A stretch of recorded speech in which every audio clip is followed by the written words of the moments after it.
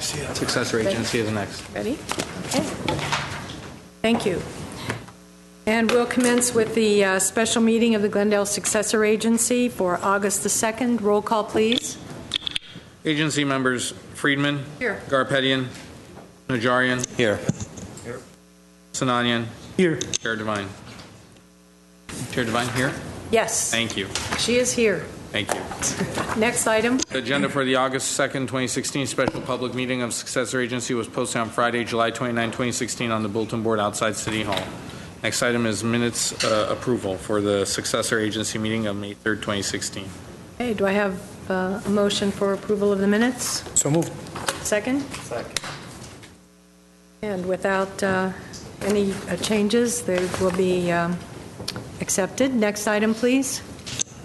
Next item is Director of Community Development regarding agency consideration of 100 WGB hotel owners' offer of purchase the agency's interest in the revenue participation obligation of Hilton Hotel located at 100 West Columbus Boulevard. This was continued from July 26, 2016. 2A is a resolution approving the recommending the Oversight Board authorize acceptance of 100 WGB hotel owners' offer in the amount of $3,707,535 to purchase the agency's interest in the Hilton's revenue participation obligation, and authorizing execution of a purchase and sale agreement to consummate the sale. At B is a resolution approving and recommending the Oversight Board authorize the amendment of the instrument imposing a lien and covenants on real property recorded against the Hilton Hotel in order to allow disposition of the agency's interest in Hilton's revenue participation obligation. Thank you. Mr. Ochoa? Yes, ma'am. This was an item that was going to come before you yet last week, but in the lateness of the hour, we were able to carry it over. Long story short, 25 years ago, the DDA with then the Red Lion Inn was for the hotel that currently sits at the southwest corner of Glen Oaks and Brand, where there is now a Hilton. So at that time, in exchange for the assistance in getting the hotel built as contemplated by the DDA, there would be two obligations that accrue back to Glendale, one being the assurance that this remains a first-class hotel and that there would be some participation in out years for excess revenues. The time has passed and the ownership of the hotel really has evolved from the point that the hotel itself was in foreclosure. It's been purchased out of foreclosure and the new owners are attempting to consolidate all of their interests. In doing so, they have approached the city and asked if we would be willing to sell the potential future obligation for revenue and still allow the quality standards for a first-class hotel to remain. So what you have before you is the contemplated value as was determined both by staff and with our consultants for what that future benefit could look like, presuming that the benefit actually occurred. And the long story short of this is that you're looking at one in the hand versus possibly two in the bush beginning in 2023. Two elements that are important here for your consideration as you decide whether or not to cash out today or to take the potential revenue stream later on is one, there is no assurance that the revenue stream will actually flow, and to the extent that the economy plays a major impact on whether or not there is the revenue that will facilitate participation is a risk that you would take. The second and more overwhelming and significant factor is the dissolution of redevelopment. So at this point, if you were to cash out, as it were, you wouldn't realize the full $3.7 million that's contained in your staff report, but rather $670,000, I believe, is the number. 640,000. I'm sorry. The balance would go to the other taxing entities. The most significant taxing entity would be the school district. In consultation with our counterparts at GUSD, if they had their druthers, they would take the money up front. It was close to $2 million. The other half of that particular coin, the other side of that particular coin, is that the Department of Finance, in their directive to remove and terminate all of our financial obligations as part of the dissolution of redevelopment, very well could direct us to divest of this obligation. So whether we do it now or we do it later, or if our hand is forced by other taxing entities like the GCC folks, the college, or the state, let alone the school district, our recommendation to you is to simply cash out of this now. $640,000 is not in the context of a $200 million general fund, not going to change anything for us. By the same token, if we were to receive the ongoing revenue stream beginning in 2023 at the amount listed, I believe it's $119,000. Similarly, it's not going to change our world. Thus, I think we would look to collaborate with our government partners. So really not a wrong answer here. It's what does the council want to do? Do we want to cash out, or do we want to hold the obligation going forward, understanding that the obligation to maintain a first-class hotel is not being waived under this agreement. So with that, or if you have questions about the calculation, Phil or Cassandra, I can try and address those. Any comments? Councilmember Najarian? So I'm looking at the page 1 of Exhibit 1, which sets forth the revenue sharing participation. We are currently at 1.5% of gross revenue, but what I understand is we haven't received any payments, so they have no gross revenue? No, it's a bit of a complicated formula, but there was a loan. They were allowed to take a credit. Whatever they paid on that loan, they were allowed to take a credit against participation. The participation has never exceeded the loan amount, so there is no participation coming forward. And we don't believe that there's any that would be due before the loan is fully amortized in 2023.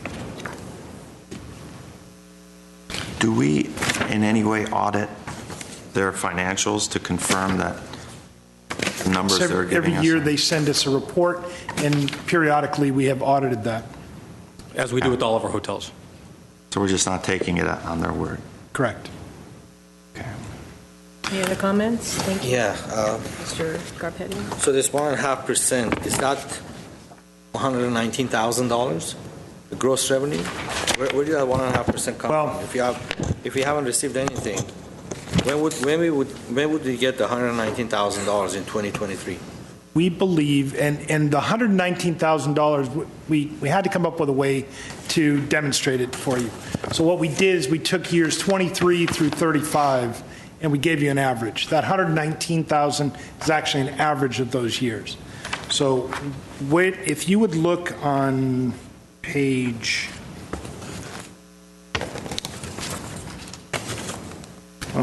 So trying to answer the question. My question is, that's 1.5%.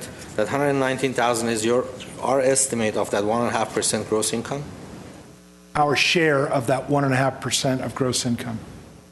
Our share of 1.5%. So we get about 16% in the split. So the school district takes the lion's share. Right.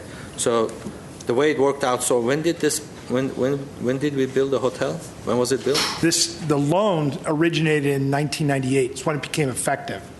So we built the hotel. We started to build it. I think it was in 1992. We gave it some time to stabilize. The loan became effective and started repaying in 1998. 25-year amortization brings us to 2023. Okay, so since 1998, there was no extra revenue that we can take 1.5% of it as an income for us. Correct. The percentage, let's say that the 1% that would come off of gross revenue was always less than the loan payment they had to make. And the provisions of the loan gave them a credit. So there was no payment of participation. But how could that be? I mean, do we get the TOT tax on TOT on this? We do. And does that match the amount that they're reporting on the gross revenue? Yes. So they have a In other words, Hilton here that their mortgage and their gross income is pretty much the same. Yes. If they made $100, if they made $100 under the participation formula, we would get $1. If they paid in the amortizing the loan, if they paid us $1 or more, they got a credit of $1 or more against that participation payment. So there was no payments made, and we don't expect any to be made until 2023 when that loan is fully amortized. Because they get credit for whatever that payment would have been. Understand that a lot of Explain times, to me one more time, please. It just, yeah. if you start with the premise that the idea of the participation agreement is there to ensure that there is an upside for the city if this thing succeeds like gangbusters, that there isn't just a singular windfall to the private party as opposed to the public party that invested the money that made the project viable. Right. Starting with that as the premise, we really aren't expecting much, if anything, out of this project by way of participation because we're getting paid through TOT, through sales tax, through property tax. This is something that's just out there, similar to like what we did with the Americana. If they hit it out of the park, we get some taste of that. And as you see with the historical performance of this hotel at that location, given the constraints that it has, it really hasn't overperformed at all. And in fact, it's kind of ebbed and flowed as you track the history of what's happened. You know, you look at the dot-com bubble, you look at 9/11, you look at the Great Recession, and you see it tracking along. So all that being said is kind of the manner in which the deal was approached. As Phil describes the structure, I think it makes a bit more sense. It isn't there. We aren't as an anxious investor waiting to get that money back. In fact, you know, we probably wouldn't expect it, certainly in our career from the time that this hotel was first envisioned or your term. Like, no, I want to understand that formula of what is the definition of gross revenue, 1.5% of that. Gross revenue is not, is it after their, because that won't be their gross revenue. Is it after all their expenses paid? Or what determines gross revenue? What I understand it to be is all the revenue that's generated, room rates, sales, what have you. Do we have the TOT on this deal? Yes. What's the amount of TOT? That in 1998, the room revenues were $10.9 million. No, I mean, I'm talking about 2 years ago, last year. In 2015, the room revenues were $16.9 million. 16.9 million, right? So that's 12% of the gross revenue that they have. So if you times that times 12, that is the gross revenue. That's not our TOT. That's the gross revenue. So take 1% of that. okay. Right. That's their gross revenue. It's not our TOT. Right. Okay. So we get 12% of that as TOT. Okay. Am I correct? Say yes. Okay. Because I'm not sure, it's probably half and half. Okay. So because when the election was. So what I'm hearing is this is their gross revenue, and if their mortgage is equal or more than this, we don't get anything. Am I correct?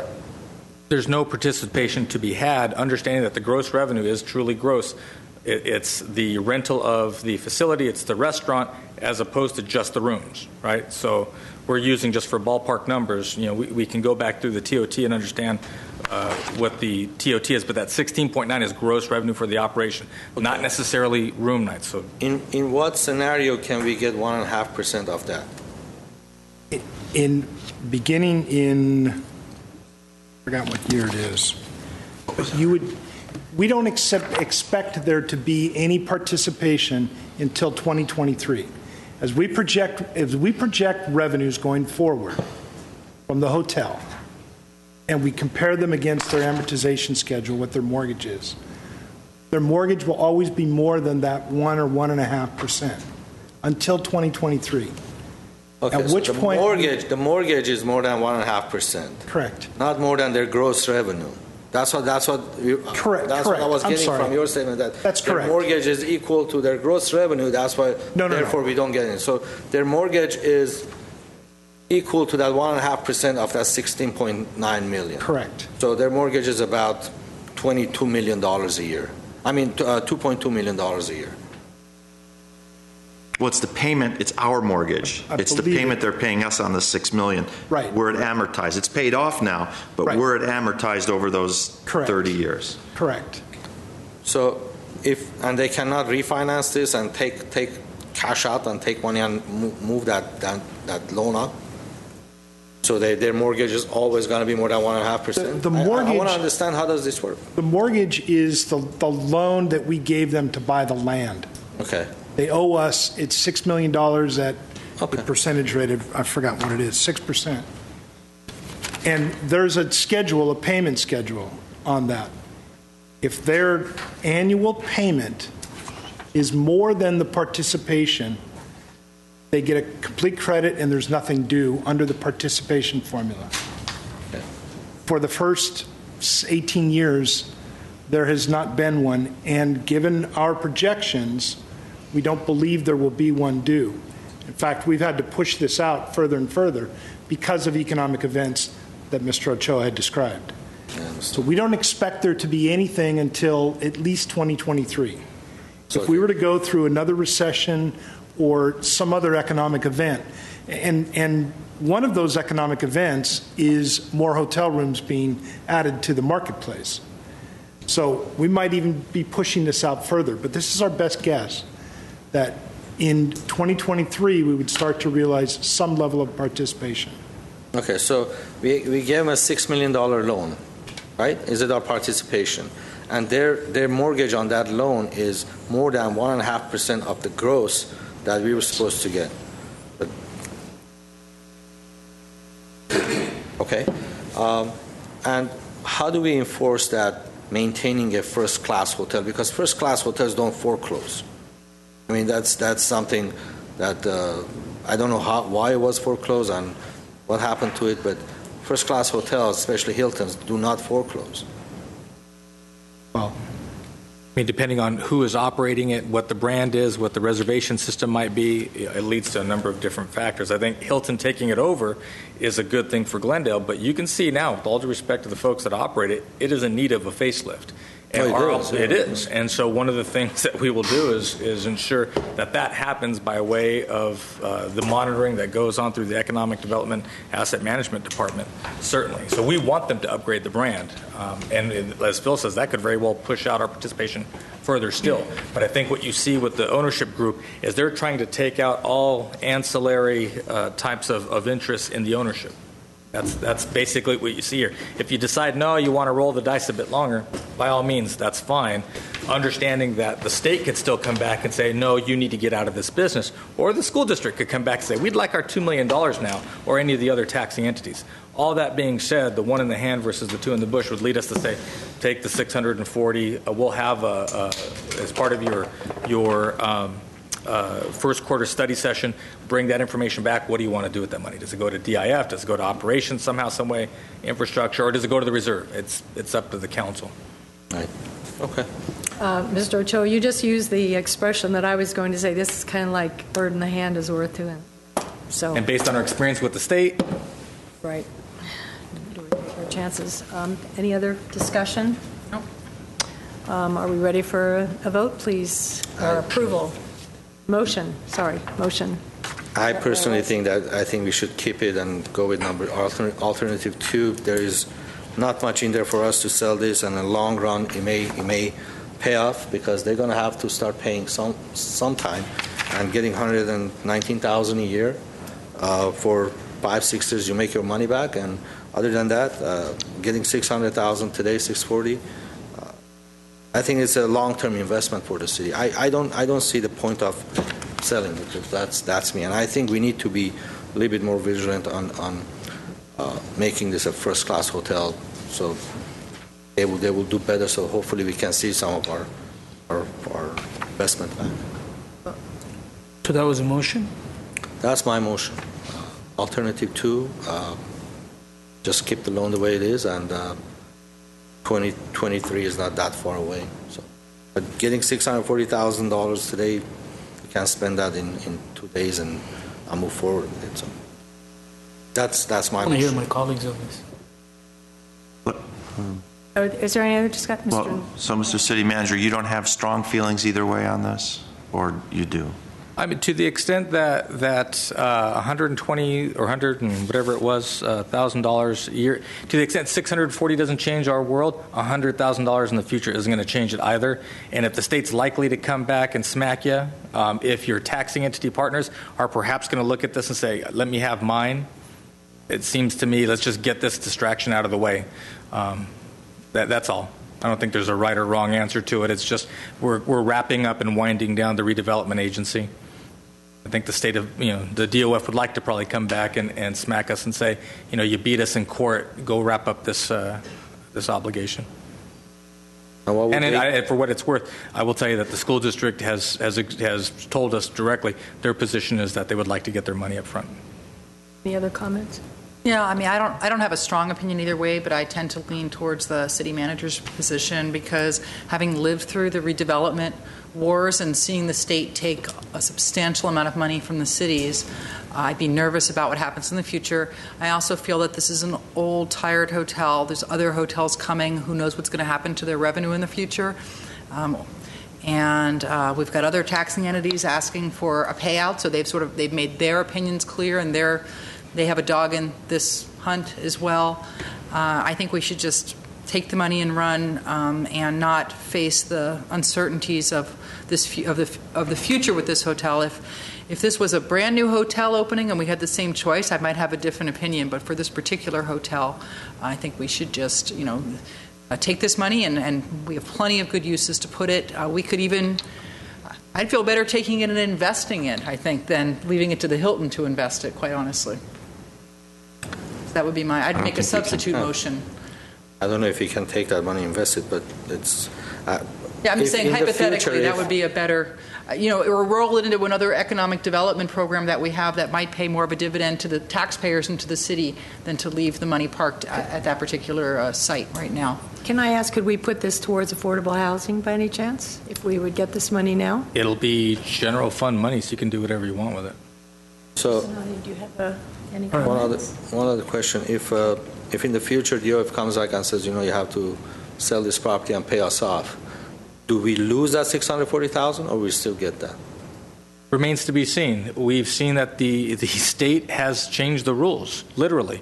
And so there's no guarantee that you would get anything, even by way of the machinations of the state law. I mean, if we were preempted that any revenue coming back to a city shall now go to the state's general fund, I think they've demonstrated pretty clearly that they can do that, have done that, would do that. So, but again, it's $640,000.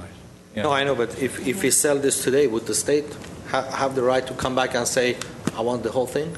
If they decided that we have to wind up our affairs and change those terms, I think my point is that they've demonstrated they're willing to make all kinds of different moves. That's what they did last time. No, I understand. What I'm saying is, by selling this, we're taking the same chance in maybe 10 years that they may say, we want the whole thing, we're not giving you anything. Is that correct? I can't predict the future. I mean, it's I'm not talking about the future. I'm talking about today. Well, what happens in the future if we decide to do this? Let's say in 5 years, state comes back and says, no, you have to sell this and pay everything back to me. Right? Depends on the terms by which the state would tell you to do it. Okay, but Mr. same thing Garcetti, can happen today. So we can sell this thing and we don't know what the terms are by the state.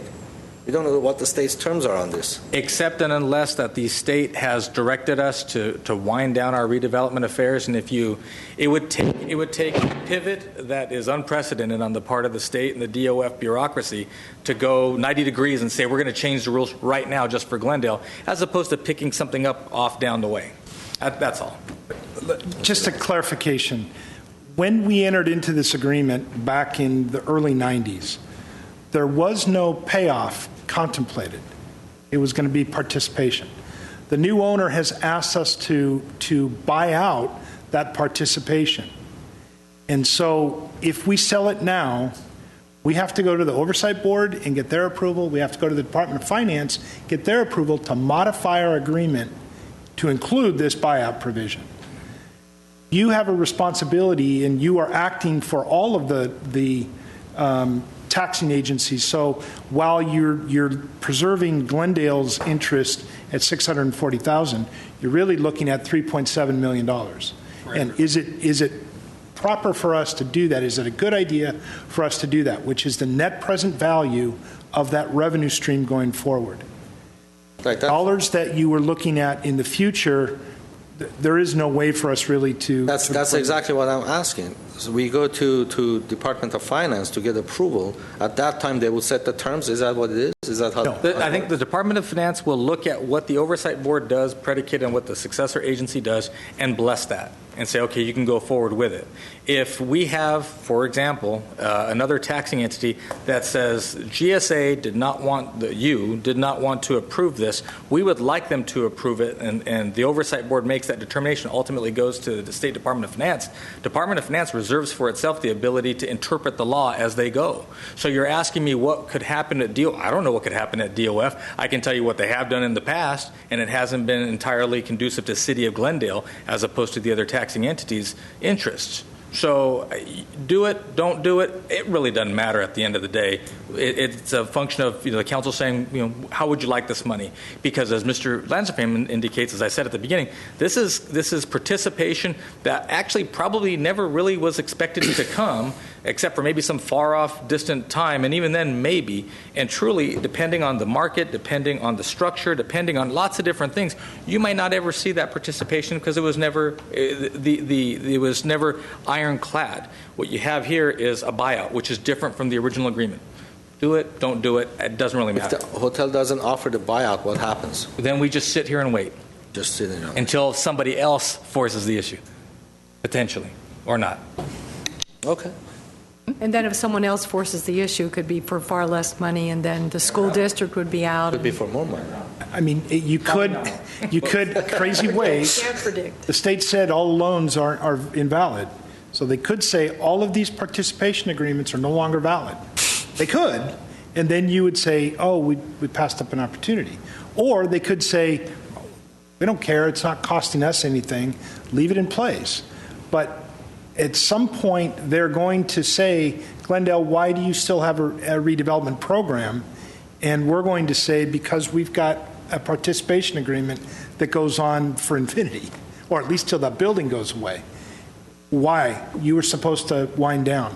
There's no way for me to sell this. My terms don't. So it's a silly argument that goes on. Yeah, take the money. Okay, they're asking me to take the money, Take the so money, Think of the children in our schools. modify my motion. We'll take the money. Hopefully, there will be some money in there. They won't change the rules at the 11th hour, so we can get at least at We can put it $640,000. towards affordable housing if we want, think of it that way. So I'll second, I I like that. appreciate that, I Madam like Mayor. that, yeah. I'll second Councilmember Friedman's motion to take the money. Yep. Roll call, please. She didn't make the motion. So just for clarification. Yes. Then she made a substitute I made motion. a substitute motion. Substitute that's been motion to seconded. Council, successor agency members Garpetian's motion, seconded by agency member Najarian. Yes. And can we do this for both of the resolutions? So it'd be for both? Yes, you can, 2A and B. That's fine. 2A and B? Okay. Roll call, please. Sure. Agency members Friedman, Yes. Garpetian, Yes. Najarian, Yes. Sinanian. Yes. Chair Devine. Yes. Next, and another item, none? Just motion for adjournment. Move to Motion adjourn? for adjournment? Second. Okay. Second. And we'll move on. As soon as Mr. Kasakian gives me the okay.